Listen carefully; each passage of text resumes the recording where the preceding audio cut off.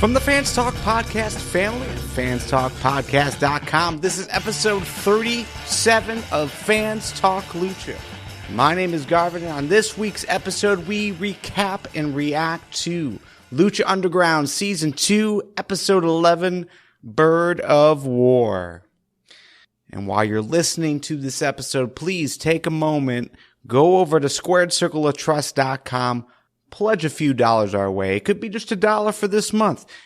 Anything that you guys can do in that way to show your support, to show that you enjoy this content will go a long way. So again, it doesn't have to be a long-term thing. Could be for a month, could be for 3 months. Just pledge $1 or more over on squaredcircleoftrust.com.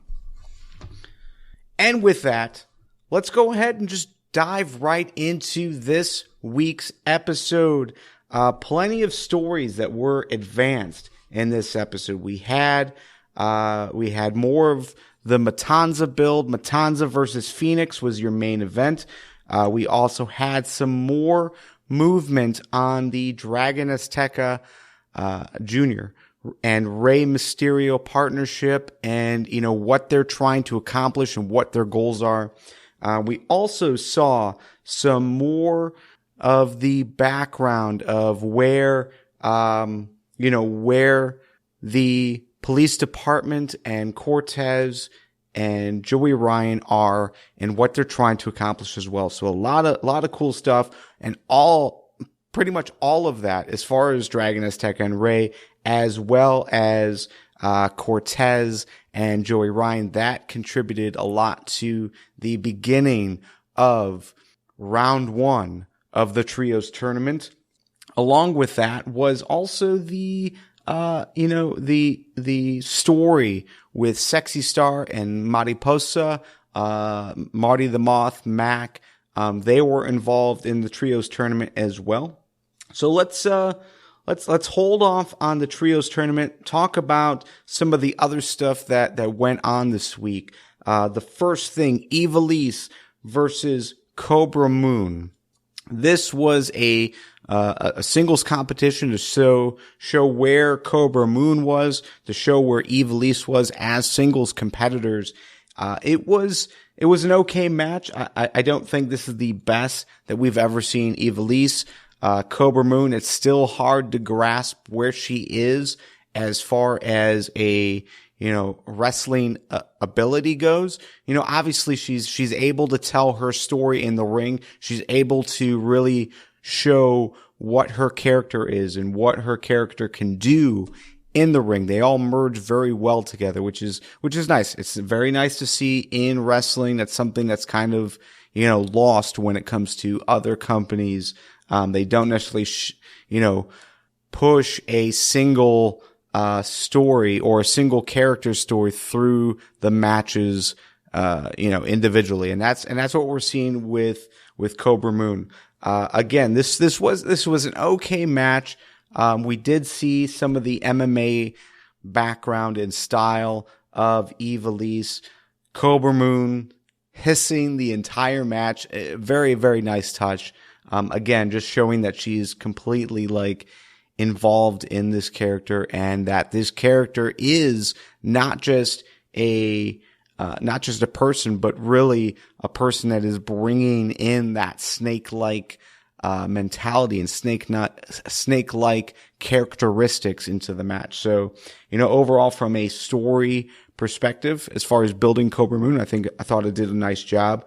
The high spots for this match included, Cobra Moon just slithering around and using those ropes to help with her submission. So she had some, tarantula style variations, chokes, that sort of thing, which was very cool to see.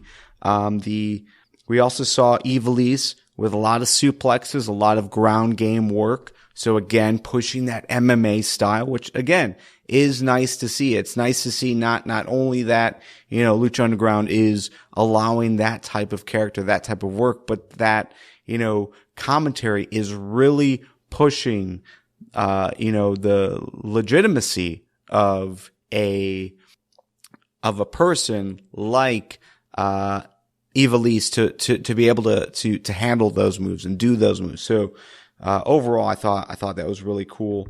It ended with it was like a Canadian Destroyer variation. Basically, I think Matt Stryker called it a sunset flip powerbomb, which I think is a good way to explain that. And overall looked very good. The pin was very good. Yeah, again, not the best match, not a match that totally pushed either. As far as wrestlers go, but as far as characters go, as far as mentalities go, I think this did a very, very nice job. We also saw some background of Killshot. Killshot is a guy that was introduced last season, and there really wasn't a whole lot of background of who he was or what he was trying to accomplish or what he was doing. He was partnered up with Mac and the big guy. I always forget his name. He's not here anymore, but Ezekiel Jackson, that dude. So he was always kind of like the third guy. He was always the guy that kind of, he was there. He did some cool things, but there was never ever some kind of like character development with him. But we're getting it now. He's ex-military. He was a sniper, 37. I think he said 37 kills. As a sniper. They had a cool little montage of him going into some kind of Middle East area and just wiping everyone out with his gun. I thought it was very cool. Just to show like where he came from and why he's here. Not necessarily what he's after, what he's trying to obtain, like what that vision and plan is for him, but it does tell a little of that backstory, which is always good. But just let's just go back a little bit further. As far as commentary and their job and what they do and what they do well. Dario Cueto confronted Vampiro in the back as we started this week's episode to just basically say, that he totally acknowledges Vampiro's abilities at ringside, and he wants Vampiro to, put behind them what took place last week as far as Matanza, basically breaking down Pentagon Jr., eliminating him from competition for the foreseeable future with, back injuries or whatever, they'll end up moving forward with. And just, asking Vampiro to put that aside. He understands that there is, some kind of partnership with them, some kind of agreement between the two, the whole master angle that they're playing, and just putting that aside to, really do what's best for Lucha Underground and for, the crowd to really, be on commentary and, explain that on TV for everyone that's watching. So I thought that was kind of interesting as well, because it does cross that little barrier as far as what we see in story behind scenes versus, actual roles in the company. I thought it was very cool. Also backstage, we had a little segment between Sexy Star and Mac, and I have to say, it was extremely awkward to watch this scene because you've got Sexy Star in her wrestling gear. She's doing workouts, and they do a lot of focusing on her body. And I was watching this on the airplane, on the way back, and I had an aisle seat, and I didn't necessarily explain to, the member of my team that I was with. I did like a little work trip, where we went to a design conference. And so, knowing that she was kind of, in her peripheral, was able to see what I was watching. And that was also the time when the, attendants were, delivering food and beverages, whatnot. And I was in the aisle, and pretty much everyone, around me could kind of see what I was watching. It was a little awkward. So I kind of tried to fast forward a little bit or minimize the screen, still like listen, just because I didn't, they definitely did, go, very close up to, her body. And I didn't initially I felt uncomfortable almost. I felt kind of weird that here I am watching this, and I know there's so many people around me on the plane able to see my screen. And this is what was being focused on at the time. So I don't know if that's good or bad. Obviously that is a part of her character. She's very sexy. So they do have to show that at times. I think it was just bad timing for me, with everything else going on, and in that particular setting, to be watching it. But overall, the premise of it was that, Mac was acknowledging what had taken place last week, making the verbal note that Sexy Star is still not the same and she needs to get past whatever is controlling her mind so that she can get back to, who she is and what kind of wrestler she is, what kind of, luchadora she is. So, that aspect was good, but there was that extra little twist that we had where you had Cueto, not necessarily in the scene, but, Cueto had booked Mac to be teamed with Mariposa and Marty the Moth. And, it goes to that whole Cueto wanting to see violence, wanting there to be uncomfortability, with the competitors teaming up in that fashion. And, also wanted this to, really drive those who were involved to maybe look past those differences or differences in opinions, or, obviously they're on different sides, and see what they can really do together. The same thing goes with Joey Ryan, Cortez, and Cisco. Cueto made the same move and put Cortez and Cisco, and had them team up with Joey Ryan. So again, kind of an odd thing, obviously Joey Ryan has developed some kind of relationship with Cueto to allow him to be partnered in a trios championship match, or I'm sorry, in that tournament. But also it is a very, very nice coincidence that he was partnered with, Cortez, and, so that they can continue to work together both in the ring as well as behind the scenes, which, as we all know, only we can see. That's not being carried in the overall story as far as what's being told in commentary and that sort of thing. So very, very cool. We had that match. It was Joey Ryan, Cisco, Cortez versus Marty, Mariposa, and the Mac. And again, this was you had the tension of both teams. You had Joey Ryan, tagging himself in when it was convenient for him. He was definitely the guy who did not necessarily fit in that trio. You also had Mac, who was doing wonderful stuff in the ring, but Mariposa, obviously they have different intentions, different wants, and didn't want to be overshadowed by the Mac. So I thought that was really cool as far as development. But, if you just look at the teams, if these were teams that were, put together by choice rather than Cueto booking, I think Cisco, Cortez, and the Mac being a team, there was a lot of, there was a lot of respect being shown between Cisco and Mac. So to have the three of them partner up, maybe put, Joey Ryan with Marty the Moth and Mariposa, I think those two teams would be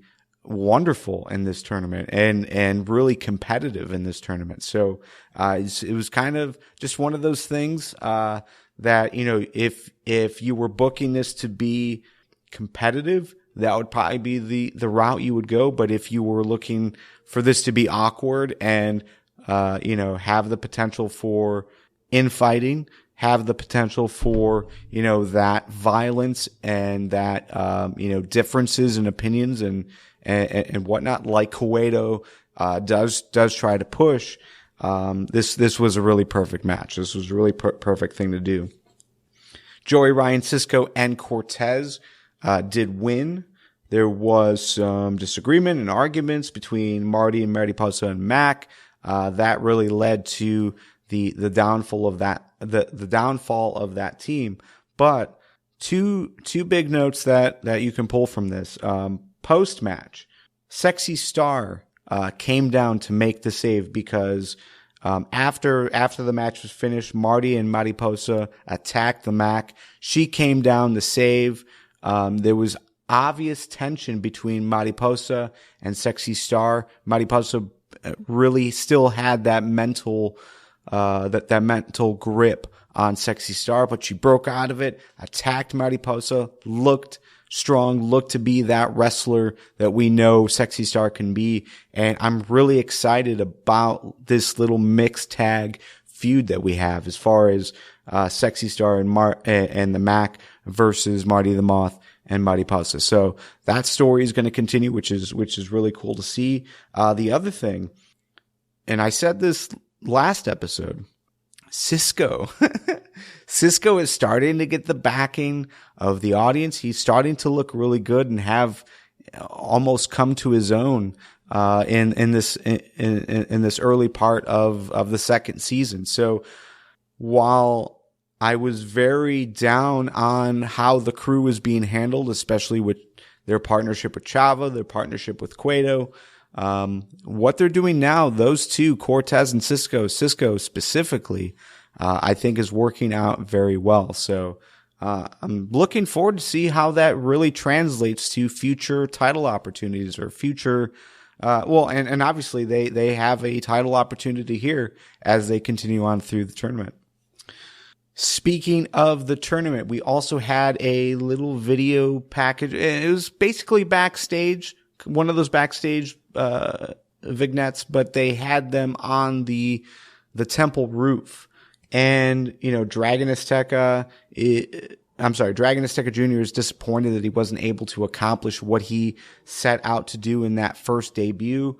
Ray says basically it's okay and that, now it's the time for him to really fulfill what he needs to accomplish, fulfill that destiny and fight for the pride of his tribe. The end goal for Dragon Azteca, which I think is rather interesting just because, seeing what Dragon Azteca Jr. has been able to do in the ring, seeing how they've been building Matanza, you would almost want Matanza to have a different, competitor in that climax position. But the goal is for Dragon Azteca Jr. to kill Matanza. So again, we've had Pentagon Jr. go up against Matanza. We've had Mil Muertes come to blows with them. We've seen Matanza, go through pretty much the entire roster. Matanza versus Phoenix again is your main event, so there's that feud as well. I'm not sold on Dragon Azteca Jr. just yet. Obviously I like the story, but what he's been able to do in the ring thus far hasn't really been impressive. So it should be interesting to see how that continues. But Rey Mysterio, Dragon Azteca Jr., they're going to be in the Trios tournament for the number one contendership for the Trios championship. And this is the kicker, and I'm really unsure how I feel about this, but Prince Puma is their partner. So you've got the three masked guys, which is cool, three masked faces again, which is okay, it's cool, but it seems like this potentially is a very dominant team if they push them the way the story suggests that they should be pushed. So this could be, your new Trios champions. This could be your, at least, final two in this tournament. And I don't really know how to feel about that because I've been kind of low and down about Puma. I'm definitely down and disappointed with Dragon Azteca Jr. up until this point, but this seems to secure their spot in that final match of the tournament. So I'm not really sure how to feel about it yet, but as we continue to move forward, maybe that feeling will change. But we also saw Puma speak. I didn't write down what he said, but it was pretty lame. From what I remember, it was it wasn't deep. It was just something along the lines of, yeah, we're going to kick ass kind of thing. And I don't know, for them to save up his speaking part, for, pretty much 30 episodes or so, 30 plus episodes in season 1, and then, 10 episodes of season 2. And yeah, that was it. That was his line. And it just seemed kind of like a waste. You were expecting a little bit more, or hoping for a little bit. At least I was. I was hoping for a little bit more from Puma when he started to talk. And that was just kind of lame. But your main event, Matanza versus Phoenix. Matanza had Dario with him. This was a good match in that we continued to see that ongoing story with Phoenix being, the underdog in pretty much any matches that he goes up into, especially when a title is on the line. Still showed a lot of good character, still showed a lot of good effort in this match, but Matanza won. There's a few spots in here, and I made quite a few notes. The major spot for me that made me kind of cringe, made me sit at the edge of my airplane seat, which is not a lot of room, but still. Matanza had had Phoenix in a German suplex. Basically, Phoenix went for that little front flip into the ropes and then back flip into his competitor. Matanza was able to catch him and then hit him with a release German suplex. But instead of throwing him across the ring, really he was already in the middle of the ring at that point and threw him into the turnbuckles. But it wasn't like him, hitting his back on the top turnbuckle. He hit his head on the second turnbuckle. Could have been totally awful. Could have ended really poorly for Phoenix, but he was able to bounce back. But just one of those where you're on the edge of the seat, oh, I hope he's not injured, But I thought it was very, very cool to see. There was a lot of suplexes. Obviously, that's Matanza's thing. A lot of power moves, a lot of throws. There was this strange German suplex that he did as well, and it was, I think they called it a tilted German suplex on commentary, but basically he held him up in the German suplex, and Phoenix was off of his feet, and he basically rotated him halfway, almost like as if he was going to go for a like a pump release type suplex, but then brought him back to the standing position and then hit him with a German suplex. And just to see that power, that power that he's able to, move Phoenix around as easily, because Phoenix is not a little guy. Phoenix is definitely, one of the heavier luchadors there. And to see Matanza be able to manhandle him was so cool to see. Obviously, they continued to push how Matanza is violent and how, how merciless he is. And one of the things that happened in that match was that Cueto, basically was, telling him when he was, on the defensive and when he was hurt to remember mother. And at that point, it was like a change of Matanza where he just went berserk. He went into rage mode and it went from a beastly monster to a beastly monster who was very upset. So again, I'm really digging Matanza. I don't know how you feel about him. Definitely let me know in the YouTube comments, or join us on Slack if you're a member of the Squared Circle of Trust. Definitely want to hear your thoughts of how they've been building Matanza. Obviously there is some reasons to not like him because he's kind of been put into that top spot because of the relationship with Cueto. And he took that title really early on. But at the same time, I just really enjoy that type of character and just seeing who can overcome those odds to defeat him. So, pretty happy with that. And that was pretty much this week's episode. I've got a win and a fail to talk about some of the things that I didn't talk about just yet. So let's go into that. For those listening for the first time, this is win fail. It's our opportunity to, acknowledge both the best and worst things that happened this week on Lucha Underground. My win of the week is going to how Lucha Underground ended. We had Mil Muertes come down with Katrina. They basically Katrina told Matanza to stop. Matanza was on the attack of Phoenix post-match. Cueto was telling him to continue. He was threatening to fire the referee if the referee got involved. She came down, told him to stop, and then Mil Muertes showed up to attack Matanza and basically cleared him out of the ring. I thought it was very cool.